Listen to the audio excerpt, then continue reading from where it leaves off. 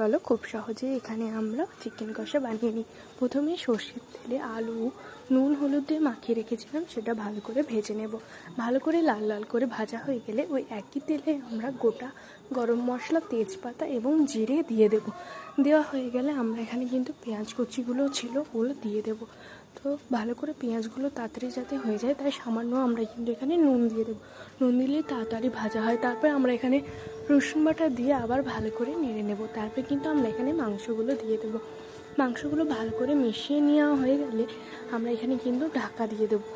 তারপর ঢাকা খুলে আবার একবার ভালো করে নেড়ে নেব। ভালো করে নাড়া হয়ে গেলে এখানে আমাদের একটা পেস্ট বানিয়ে রেখেছিলাম সেটা দিয়ে দেবো।